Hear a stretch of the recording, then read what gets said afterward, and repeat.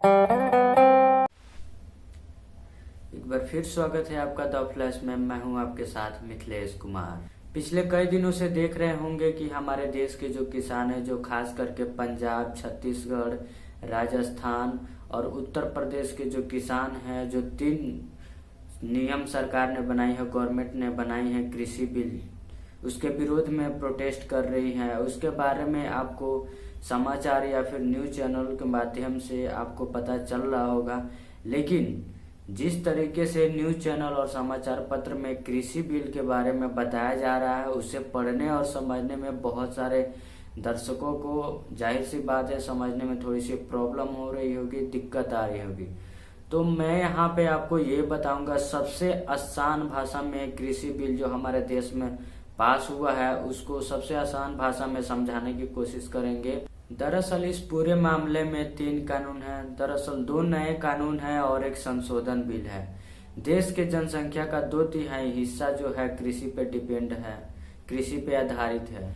पिछले कई दिनों से देख रहे होंगे कि इस कानून के विरोध में हमारे किसान जो है दिल्ली के आसपास के जितने भी बॉर्डर इलाका है हाईवे के, वहां पे शांतिपूर्ण धरना प्रदर्शन कर रहे हैं और इस कानून का सीधा तरह से विरोध कर रहे हैं। सरकार भी इस मामले में अब किसान से बात करने की कदम उठाई है और लगातार पिछले कई दिनों से बैठकों का दौर जारी है। लेकिन जितने भी सारे 3-4 बैठकें हुई हैं उसका बेनतीजा, बेअसर रहा है। तो आइए जानने की कोशिश करते हैं कि सरकार द्वारा जो 3 कृषि बिल लाया गया है, जो पास किया गया है, उसके विरोध में हमारे किसान भाई, हमारे देश के अन्नदाता क्यों उसके विरोध में प्रदर्शन कर रहे हैं और वो नहीं चाहते कि उनके पक्ष में ये कानून लागू हो।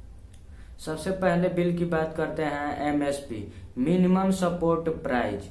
इस कानून के द्वारा गवर्नमेंट सरकार जो है इस बात का फैसला करती है कि किसान द्वारा बोया गया जो भी फसल है उसका मिनिमम सरकार के द्वारा कितना रेट फिक्स किया जाता है, रेट तय किया जाता है कि जब भी किसान मंडी में अपने फसल लेकर के जाता है तो कम से कम उतना रेट मिलेगा। लेकिन इस MSP कानून को संशोधन करके ये नया कानून बनाया गया है कि देश के किसान जो भी है अपना फसल देश के किसी कोने में, किसी राज्य में जाकर के अपना फसल बेच सकता है। लेकिन मिनिमम सपोर्ट प्राइस जो है उसमें न्यूनतम जो दाम है, जो फसल है, जो किसान को मिलना चाहिए, वो इसमें नहीं दर्शाया गया है। सरकार के तरफ से इस बात की कोई गारंटी नहीं है कि किसी भी फसल का न्यूनतम इतना मिलना चाहिए, इतना मूल्य तय है। खास करके जब भी कोई किसान देश के किसी भी कोने में जाएगा बेचने के लिए, तो आजकल के कालाबाजारी का दौर तरीका जारी है। आप जानते हैं जिस तरह से मंडियों में 20 रुपया, 3 रुपया, 5 रुपया किलो प्याज रहता है और हम मार्केट में 60 रुपया, 70 रुपया खरीदते हैं भंडारण करके, उसी तरह कालाबाजारी के किसान शिकार होंगे। कहीं न कहीं इस बात का डर है। पहले वाले MSP कानून में ये जिक्र था कि MSP बिल के अंडर सरकार द्वारा तय की गई किसी भी फसल की राशि से अगर व्यापारी कम पैसा दे रहा है तो उस व्यापारी के खिलाफ में FIR होगी, कानूनी कार्रवाई होगी, व्यापारी जेल जाएगा। लेकिन इस नए वाले MSP कानून में संशोधन करके इस कानूनी प्रावधान को हटा दिया गया है।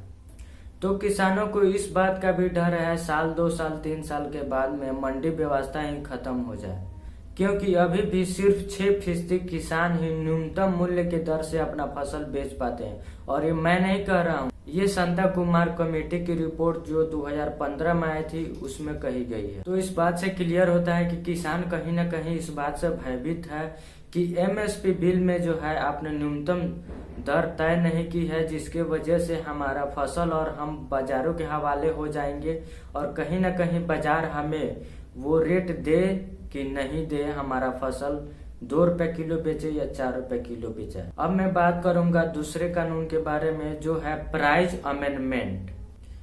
इस बिल के द्वारा छोटे छोटे जितने भी सारे किसान हैं जो 1 बीघा, 2 बीघा, 3 बीघा, 5 बीघा या 10 बीघा, इन सारे किसानों को मिलाकर के ग्रुप बनाया जाएगा। ग्रुप बनने के बाद में 250-300 जितनी बीघा के किसान जब पुग जाएंगे, 10-12 किसान को मिला करके उनसे कॉन्ट्रैक्ट किया जाएगा। बड़े बड़े राजघरानों, बड़े बड़े इंडस्ट्री, रिलायंस, अंबानी के तरफ से कि कॉन्ट्रैक्ट किया जाएगा। आप लोग को ग्रुप बनाया जाएगा।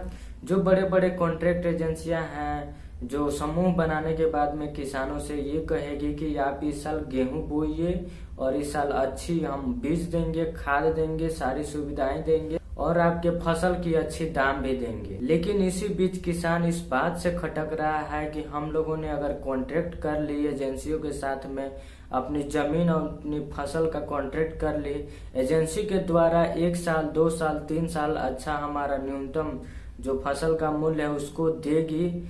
लेकिन 3-4 साल के बाद में अगर एजेंसियां हमारी फसल का दाम अगर सही से नहीं दे रही है तो हम कहाँ जाएंगे, क्योंकि आपने जो एमएसपी जो रिपोर्ट आपने बिल बनाया है उसमें तो न्यूनतम मूल्य का जिक्र नहीं किया है और व्यापारियों के खिलाफ जो भी कानूनी कार्रवाई होती थी उसको आपने संशोधन करके हटा दिया है। तो कहीं न कहीं किसान ये भी इस बात से उनके अंदर ये डर है कि कहीं न कहीं हम बंधुआ मजदूर हो जाएंगे, बंधुआ किसान हो जाएंगे, हम एजेंसी का गुलामी करेंगे, क्योंकि फसल उगाना है और एजेंसी को दे देना है, वो भी बिना तय मूल्य पे। अब एजेंसी जितना भी पैसा दे, और ऐसा देखने के भी आया है खास करके यूपी, राजस्थान, पंजाब, हरियाणा के किसानों के साथ कि पिछले 6 साल से जो लैज बड़े बड़े कुरकुरे और चिप्स के जो कंपनी है वो छोटे छोटे किसानों से कांटेक्ट कर लेती है कि आप हमें आलू उत्पाद करके दो। जब किसान अपना आलू उत्पाद करके ले जाती है तो उस टाइम में एजेंसियों के द्वारा सही से उन्हें मूल्य नहीं दिया जाता है।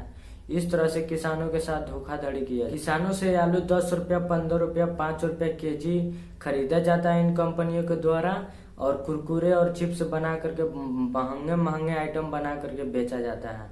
लेकिन किसानों का जो न्यूनतम जो वाजिब दाम है आलू का उसको नहीं दिया जाता है। अब हम तीसरे कानून की बात करेंगे, एसेंशियल कमोडिटीज एक्ट।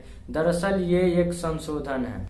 इस बिल के तहत जितने भी आवश्यक खाद्य सामग्री है जैसे फल, सब्जी, दूध, घी, दाल, चना इत्यादि, इसको भंडारण करने का, इसको स्टोरेज करने का पूरी तरह से खुल छूट, पूरी तरह से आजादी दे दी। आप जितना चाहो इन सभी चीजों के खरीद करके आप भंडारण कर लो, आप स्टोरेज कर लो और आपको जब भी अच्छी दाम मिल रही है इन सभी चीजों का तभी आप बाजार में उसको बेचो। ये सरकार कह रही है।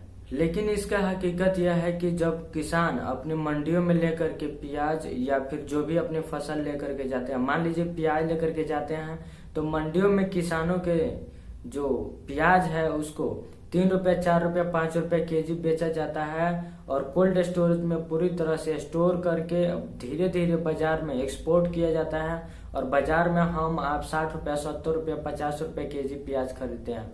और इस तरह से इस बीच में कहीं ना कहीं कालाबाजारी का जो व्यापारी है वो कालाबाजारी के एक चैन जोड़ के रखा है। इस कानून के तहत सरकार ने तो ये बोल दी कि व्यापारी को आप जितने सारे फसल है उसको खरीद करके जितना मन करे उतना स्टोरेज कीजिए और आपको जब भी उचित दाम मिल रहा है, उचित फसल का दाम मिल रहा है तभी आप बाजार में एक्सपोर्ट कीजिए और बेचिए। तो कहीं ना कहीं तरह से व्यापारी को इस बात का गलत नियत से उसका इस कानून का उपयोग करने में आसान होगा और उसे कालाबाजारी करने में भी आसान होगी। पिछला जो कानून था उसके तहत कालाबाजारी करना एक कानूनी अपराध था और इससे व्यापारी जो है कालाबाजारी करने से डरते थे, उनके साथ कानूनी कार्रवाई होती थी, FIR होती थी, जेल भी जाते थे। लेकिन इस समय जस्ट उल्टा कर दिया है गवर्नमेंट। अगर आपको ये तीनों कानून आसान भाषा में समझ में आ गया है पूरी तरह से और मेरा इस वीडियो बनाने का काम दिख रहा है, मकसद दिख रहा है, आपको समझ में आ रहा है तो प्लीज वीडियो को लाइक करें, शेयर करें, सब्सक्राइब करें और दोस्तों के साथ शेयर जरूर करें। मिलते हैं नेक्स्ट वीडियो में।